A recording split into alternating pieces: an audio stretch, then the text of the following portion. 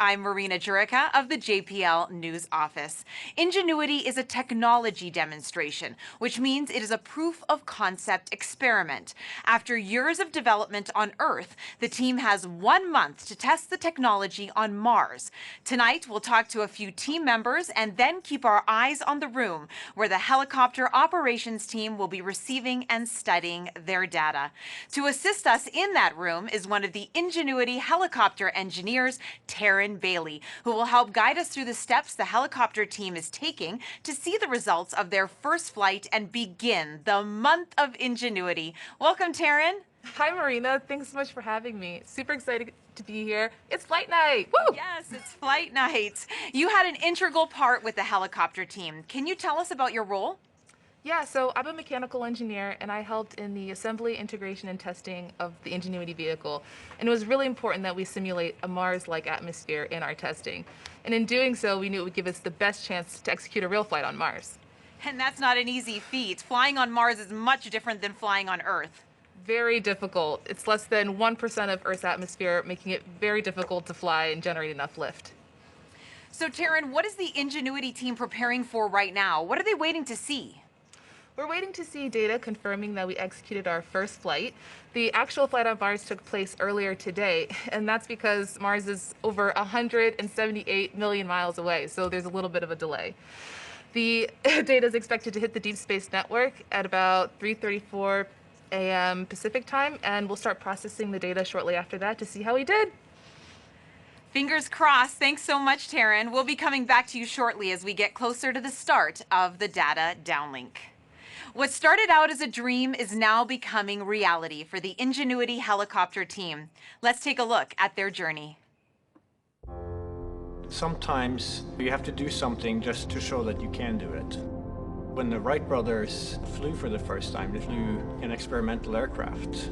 And in the same way, the Mars helicopter is designed to show that we can fly powered helicopter flight in the Martian atmosphere.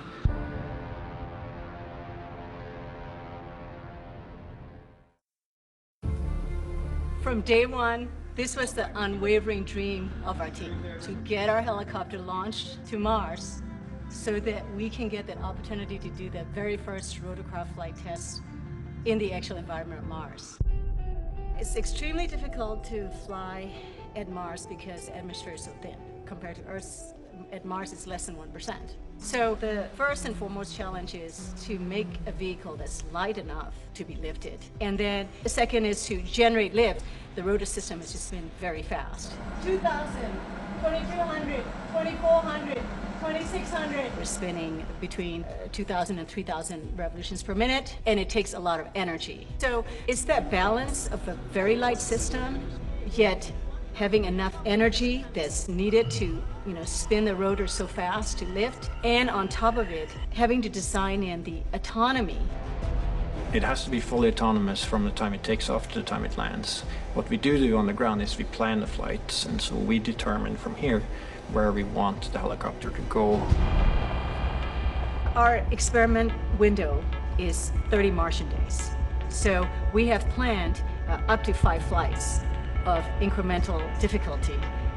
Very first flight, the main thing is we want to get the legs off the ground, and so we will basically go up about 3 meters, and we'll hover there, and then we'll come down again, and that will be the first, really major milestone. Most of our flights will be at the 3 to 5 meter height. We will be going horizontally again at a few meters per second, probably go out, 50, 70 meters and come back. In successive flights, we'll probably push that further, try to go further. So our priority will be to get back engineering telemetry and not so much images, but I'm sure we'll return a few, because they'll always look cool. At this point, we've tested all we can on Earth. We have mathematical models that shows how it'll fly at Mars, and we've tested it in the simulated environment that we can create on Earth. It really is time now to do the real flight tests at Mars. Nothing is a given, but we have done everything we can in terms of a test program here on Earth. The vehicle's performing extremely well so far. It's been doing exactly the right thing, even right now when it's bolted onto the Perseverance rover. So there's a very good chance that we'll pull it off, yes. But it's still high risk, and none of us forget that you could have a glitch that, Could mean end of mission, yes. It's going to be exciting, reacting to any surprises we have. We can't wait. What's really most important is everything we're learning here is for the future rotorcraft systems that we want to introduce into space exploration.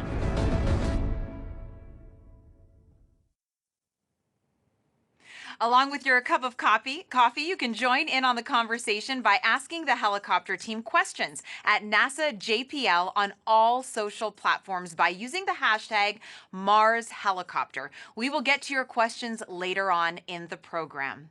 Mimi Ong is the project manager for Ingenuity. She joins us now as they wait for the downlink to start. Welcome, Mimi. Good morning. Hi, good morning, Marina. Now, Mimi, this has been quite the journey for you and your team. How do you feel finally reaching this moment? You know, our team has been working on the Mars helicopter for over 6 years, and for some even longer, towards this ultimate dream of experimenting the first flight at Mars. Here we are. Yes, here we are. And last week was a little bit of a week for you guys. You've had some technical challenges. What made you decide to go ahead with the first flight attempt this morning? April 9th was a surprise. We were 2 days away from first flight and just onto our very last checkout, high-speed spin of the rotor system. And there we discovered an intricate timing issue that was preventing the helicopter from transitioning to flight mode, the mode that we need to be in to spin the rotor system high speed. So right after we found that, our team went into high gear, identified 2 possible solutions in a couple of days, and we picked the solution that is really the most simple, most straightforward option. So a note there, though, that the solution that we have adopted, it does transition to the helicopter into flight mode about 85% of the time.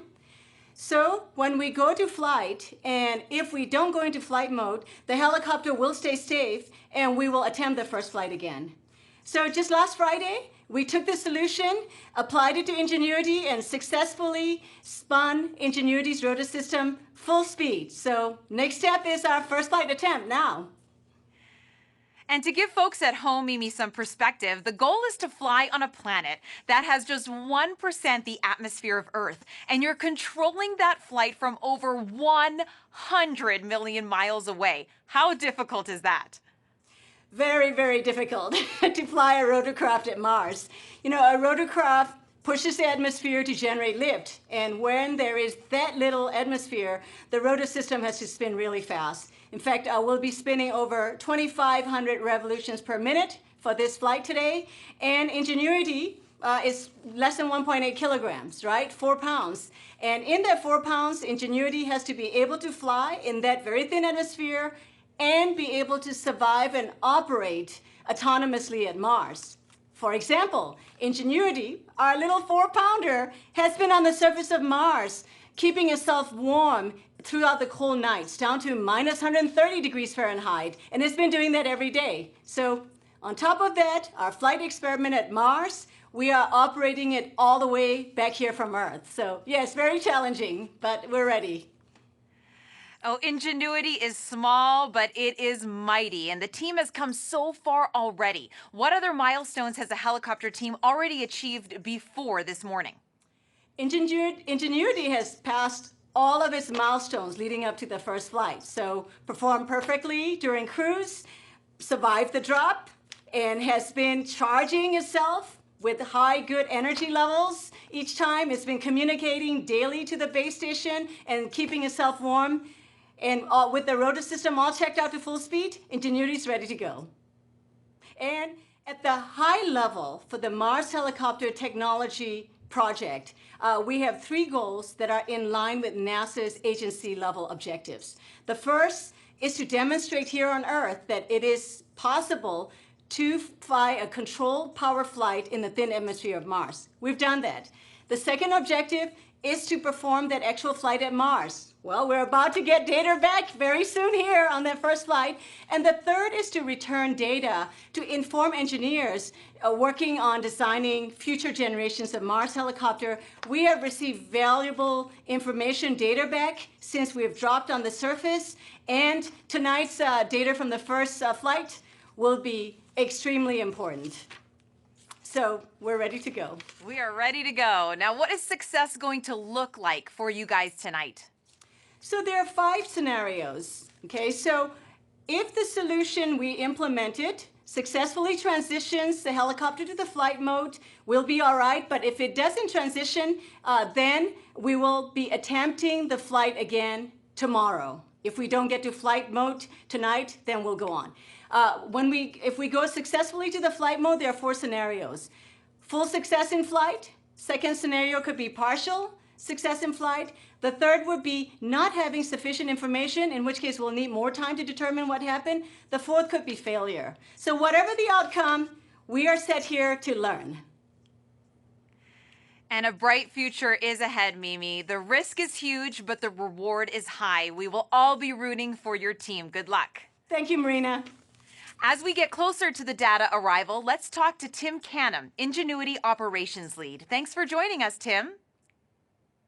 Thanks, Marina. Glad to be here. Now, how does the data even get here from the helicopter to the team? Well, as they say, sometimes it's complicated, right? So the helicopter does not have a radio that can talk directly to Earth, so we need the help of the rover. As a matter of fact, the rover has an instrument on board, which is also built by the helicopter team, called the Helicopter Base Station. The Helicopter Base Station has a radio which talks to the helicopter. So as you have heard earlier today, the helicopter flew. As it was flying and after landed, it transferred its data to the base station. And then the rover takes the data from the base station and transmits it to an orbiter. That would be the MRO orbiter. And then the MRO orbiter turns to Earth and then sends all the data to the Deep Space Network. At that point, the Deep Space Network itself turns around, sends it to JPL and into the ground data systems. At that point, when it shows up, our team can take that data and decode it and see what happened during the flight. It sounds like it has to be well choreographed, Tim. How do you plan the first flight? It's a remote autonomous operation. What goes into the planning and the execution? Well, we've done it all as a team, as we have all along. It's been a challenge with COVID to be remote, but we learned new ways to work together. We're a small team, but we're a fast-moving team. We practiced all of these things over the course of the last year, from getting the data from the rover to decoding it to interpreting what it meant. And as we got to Mars, when the rover landed us safely, we were able to start our survey for Wright Field, and we found it, fortunately, right near where we landed. And so working with other instruments on the rover, like META with the weather instrument and ZCam, which is this beautiful camera to take pictures, we planned our flight. The flight will be about 40 seconds long. We'll lift off, we'll pivot towards the rover, and then we'll land. It's going to be a very basic flight. We want to do the very basic things first to make sure that we can do our flight. And then at that point, we will get all our data back and look at it. But we had to practice all those things. And we've been using this time on the surface to get familiar with the vehicle and how it operates and work around those various troubles that Mimi talked about. And the team is ready to go. And Tim, what specifically will the helicopter team be looking for as we go through this morning? So one of the great things about this helicopter is it has a very powerful processor. It's tiny, but it's powerful, and we get lots and lots of data. The processor itself is about 100 times as powerful as the processor, even on the rover. And so we get all this data, as I mentioned, that gets sent to the rover, and then the rover sends it to us. So as our downlink lead, Michael Starch, sees that data arrive in the data center, he will decode it and look for the successful arrival of the data.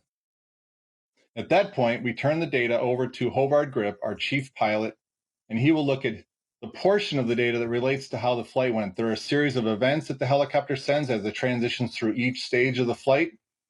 And when Hovard is able to verify that the progression went as planned, then he'll turn to the actual data and look at a plot of the altimeter, which is one of the instruments used in navigation. We should see the plot of the altimeter go up to the flight height and then come back down again. And that will be a positive confirmation that we got it. And finally, from the helicopter side, we are snapping a series of black and white downward facing pictures as the helicopter comes in for landing. So if everything goes well, we should see some of those landing pictures and be able to look at them on the screen. So Hovard will display those as well. And then finally, if all goes well, there should be, at the same time our data is coming down, there should be data coming down from the ZCAM instrument that I mentioned, the Mastcam Z, a really powerful camera system that's going to try to capture us in flight. So if they were able to capture that moment of flight, then they will be able to display those images on their screen and be able to see a quick view of how the helicopter flew. That's how it's going to go. Well, Tim, we can't wait to see those photos for sure. Thank you so much, and good luck to you. Thank you. We will get back to the action in the room in just a moment. Now joining us is Associate Administrator of NASA's Science Mission Directorate, Thomas Zurbuchen, who is here at JPL for the helicopter's first test flight. Welcome, Thomas. I'm so glad to be here, Marina. Hi.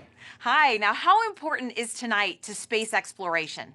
Oh, technology demonstrations are really important for all of us. You know, it's really taking a tool that we haven't been able to use and put it in the box of tools that is available for all of our missions going forward at Mars.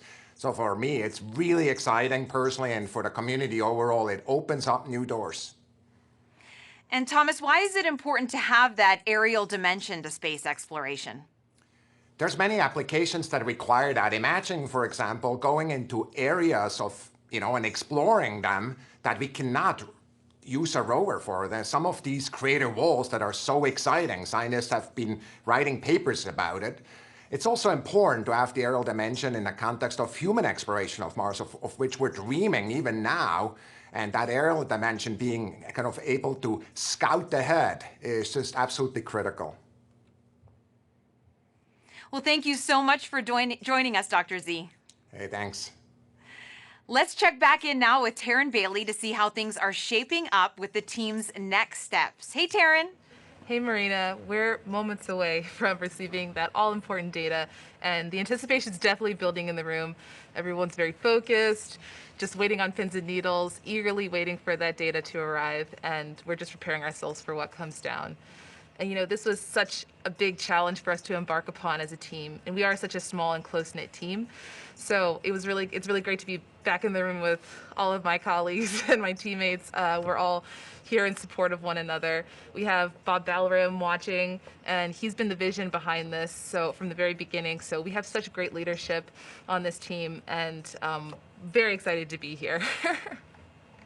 And we're going to be hearing from a lot of people, Taryn. So can you let us know who we're going to be hearing from as we progress through the morning?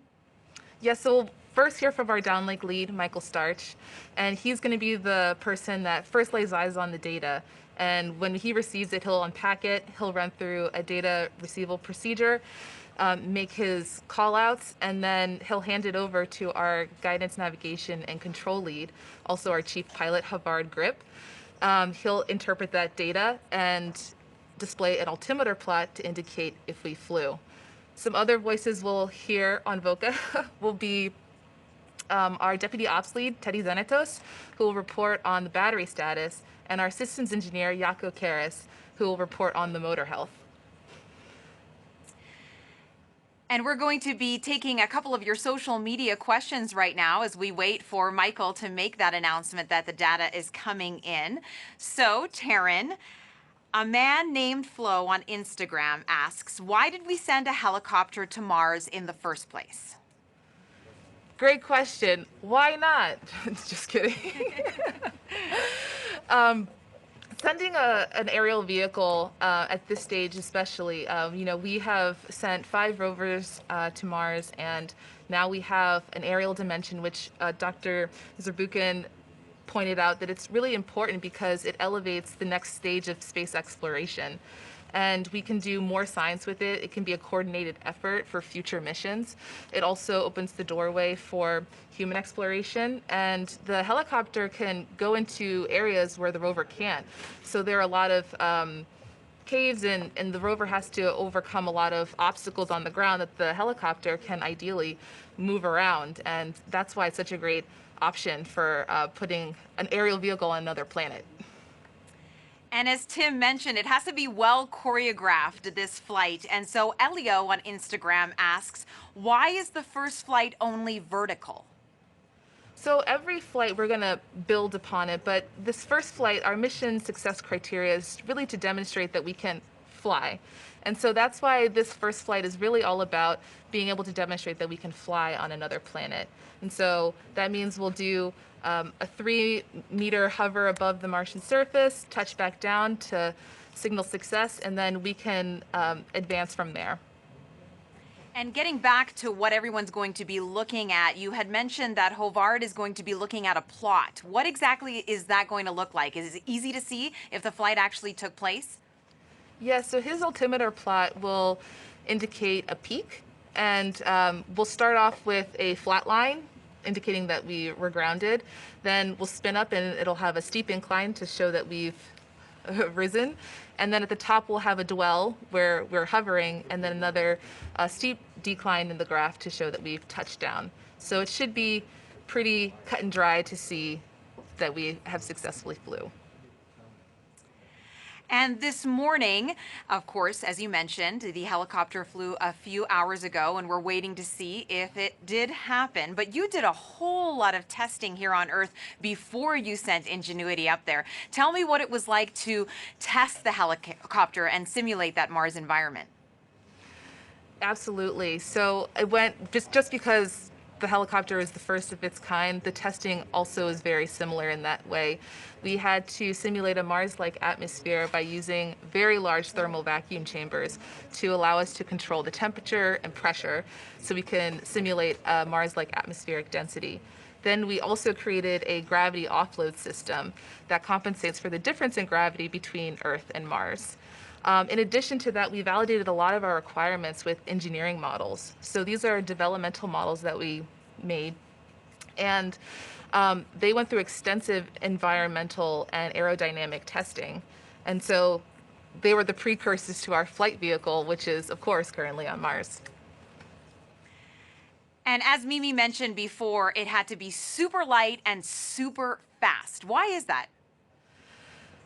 Flying on Mars is very difficult. You guys have heard it before. It's less than 1% of Earth's atmosphere, and that means that we have to have something really lightweight for us to overcome that mass to generate enough lift.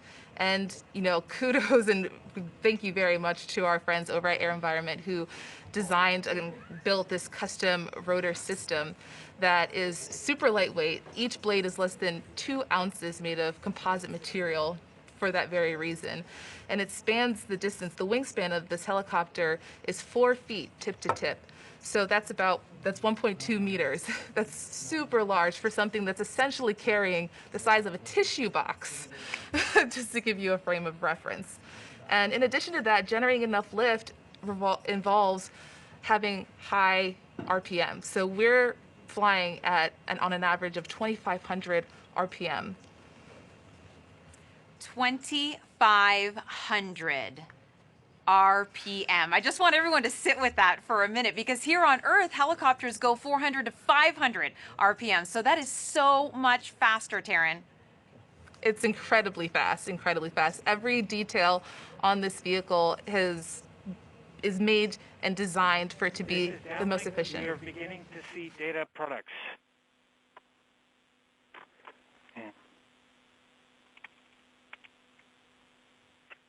We will continue to watch data products as the full set comes in.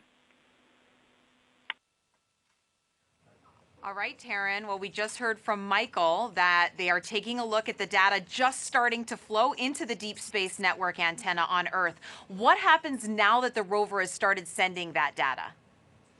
Yes, so for those of you at home, the Deep Space Network is our giant communications network that... This is downlink.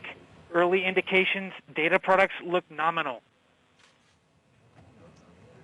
Excellent. We'll continue to wait for the full data set to arrive. In the meantime, I'll explain a little bit about the Deep Space Network, and that it's our main communications tool to talk to our Ingenuity helicopter from across our solar system. So our downlink lead just announced that data products have just started to arrive and that they look nominal, which is a good indication. While we wait for the full data set to arrive, we'll wait. I guess that's what we'll do. We'll wait in the meantime. And we'll answer another social media question along those lines. Jose on YouTube asks, how long does it take for the video signal from the helicopter to reach Earth? Sorry, can you repeat the question? Yes. How long does it take for the video signal from the helicopter to reach Earth?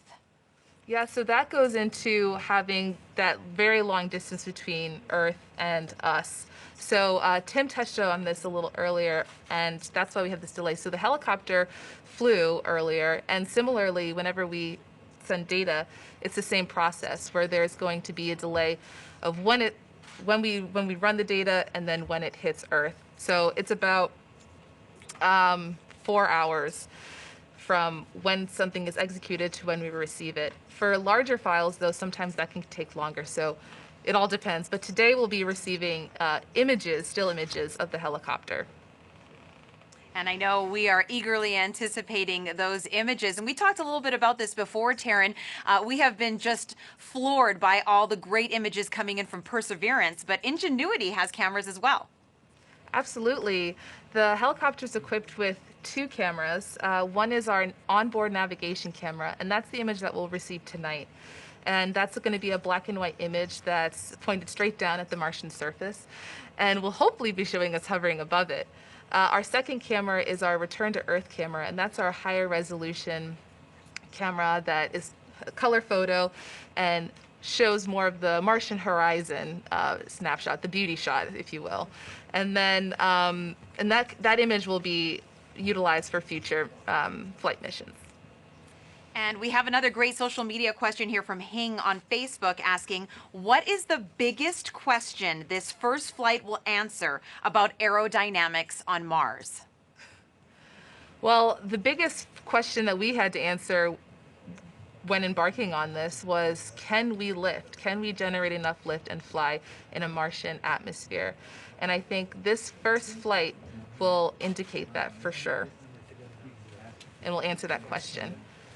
And whatever we receive back will definitely give us more information moving forward, regardless of this first flight or potential other outcomes. And we've got another question on social. Wakia on Twitter asks, happy flight day. Why are the blades shaped the way they are? That's a really great question. So in order to generate enough lift, each blade, I mentioned that these were a custom design, and what we call them are airfoils. And they're developed in a way so that it generates enough lift for us to fly and have enough thrust underneath of our helicopter vehicle. So they have that funky shape because of the aerodynamic elements that help it generate enough lift.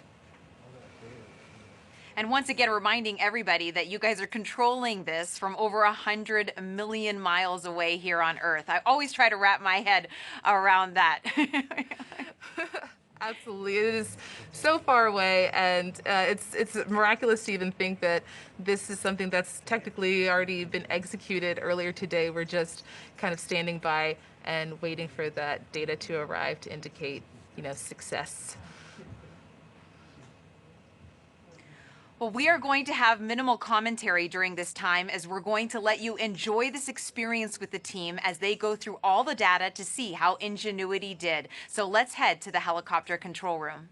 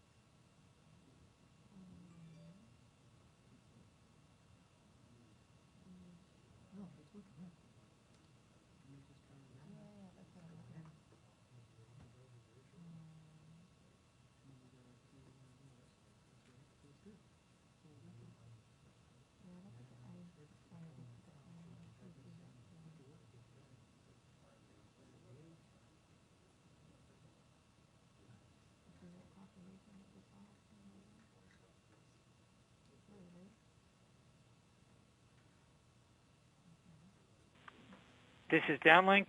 Data products appear to be in. We will begin processing shortly.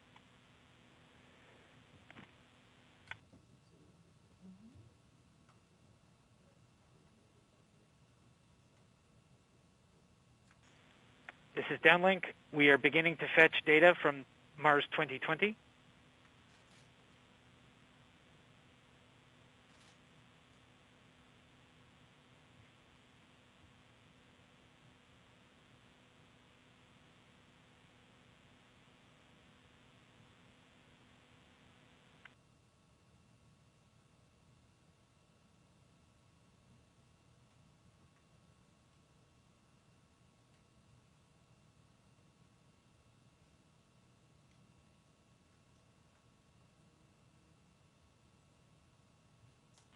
This is downlink. We have pulled in data products from Mars 2020.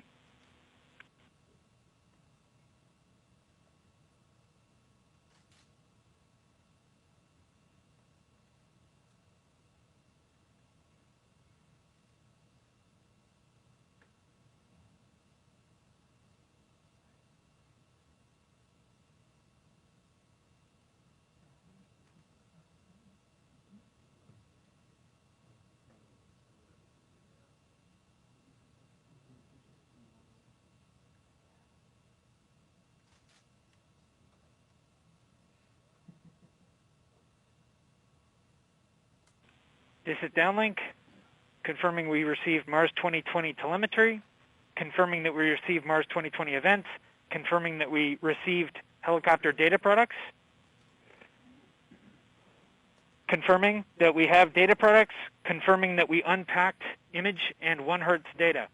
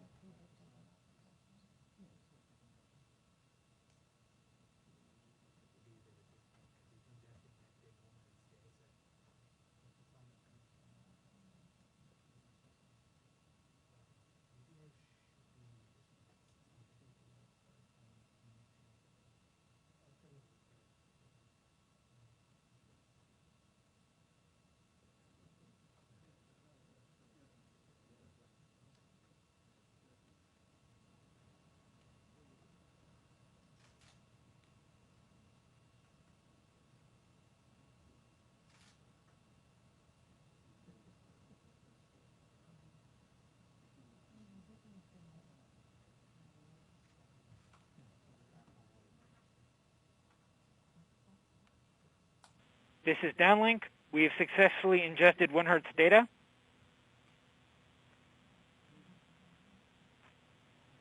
Confirming that we have helicopter data products, helicopter telemetry, helicopter events.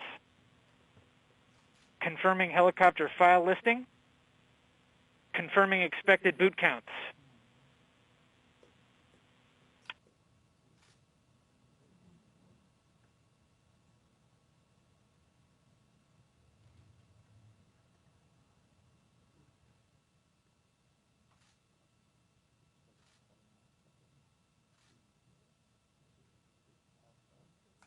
This is downlink, confirming battery data has been received.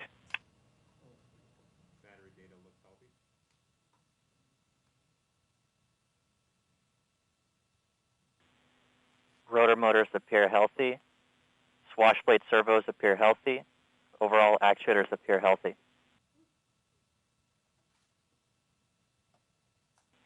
Confirming thermal report generation.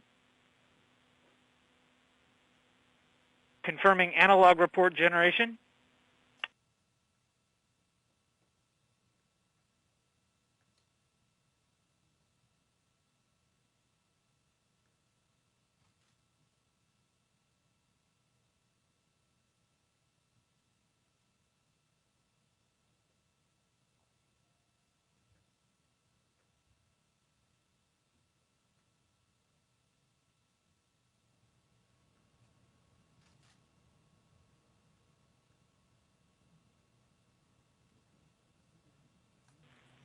Confirming telecom report generation.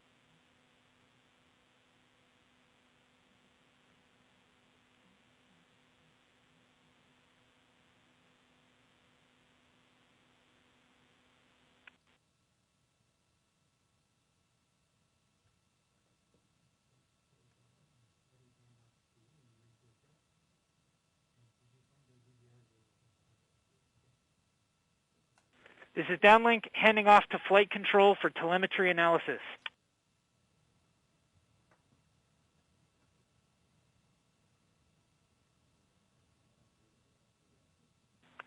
This is flight control, confirming that we have EVRs from Ingenuity.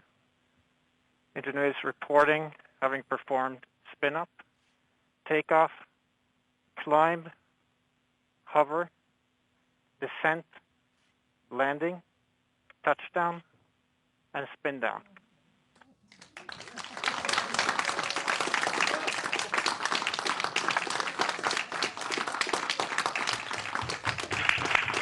And altimeter data confirms that Ingenuity has performed its first flight, the first flight of a powered aircraft on another planet.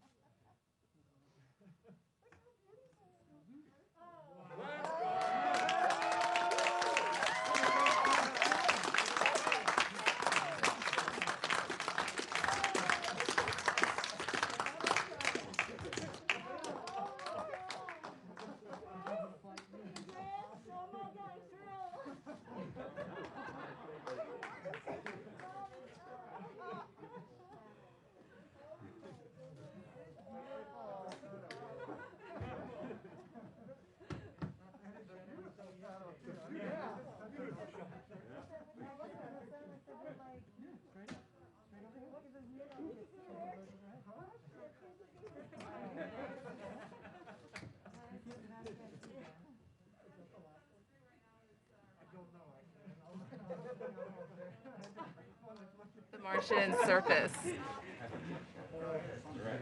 Taryn, go ahead and repeat that. So the image we're looking at on the screen is the image from our onboard navigation camera showing us hovering above the surface of Mars. How incredible! And that's its shadow, right, Taryn? Yes, that's its shadow. So the onboard navigation camera points straight down, so we're seeing its shadow right now. I can just hear Mimi in the background. This is real. This is real. It's so amazing. Yeah, everyone's really feeling it now. So we're gonna wait for the Perseverance rover image of us.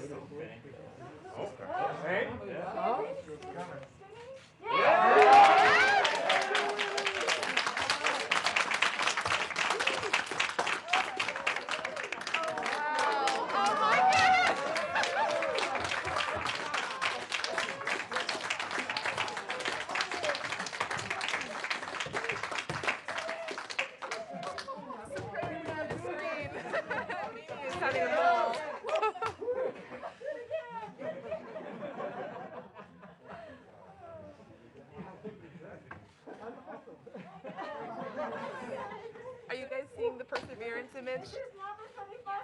Saw that, Taryn. So yes, explain what we just saw with the Perseverance image. So the Perseverance image is showing us grounded at first. It's actually a video, which is great. It's grounded at first and then shows us hovering our 3 meters above the Martian surface and then touching back down. It's amazing, brilliant. Everyone is super excited. So I would say it's a success. I would say.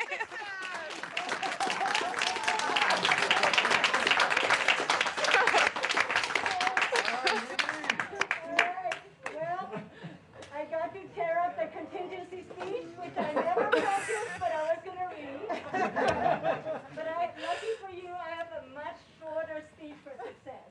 So we can now say that human beings have flown a rotorcraft on another planet.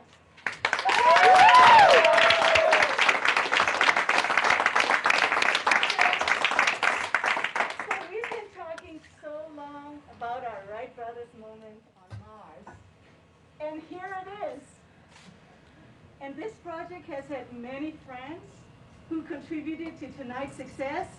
I see many in the room, the team in the room, the team on WebEx, team members who couldn't join us, and a few of our friends who are no longer with us. They're still in our minds today.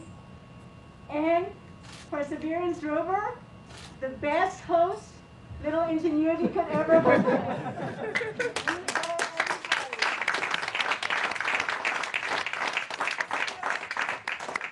You know, history doesn't, we don't know from history what Orville and Wilbur did after their first successful flight, the Wright brothers, but I imagine the two brothers hugged each other. Well, you know I'm hugging you virtually, and you guys haven't been with me for 4, 5, 6 years. If it weren't for COVID-19, you guys don't have a chance of me. So this is all I can do. I'm giving you the hugs.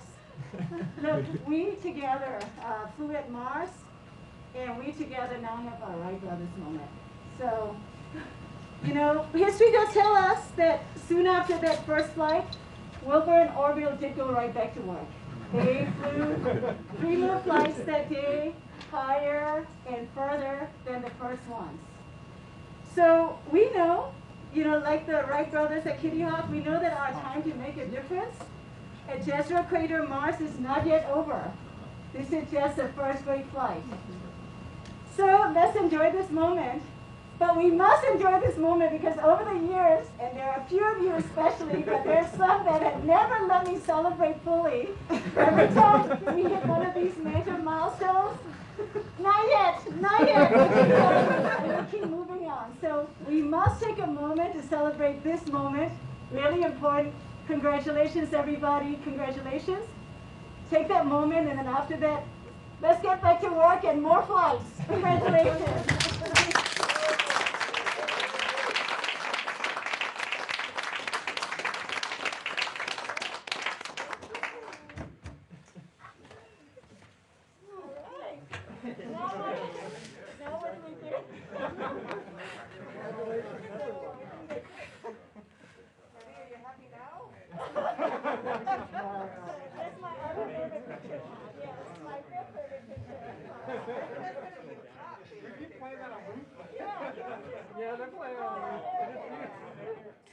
Congratulations to the Ingenuity helicopter team on making history this morning. To get the latest updates on Ingenuity, follow on @NASAJPL on Facebook and Twitter. I'd like to thank everyone for joining us at this early morning hour. The journey on this month of Ingenuity continues. Join us for a news briefing later this morning at 11 a.m. Pacific Standard Time for a deeper analysis of Ingenuity's first flight and what this means for NASA. I'm Marina Jurica. Thanks for watching, and good night, and go Ingenuity!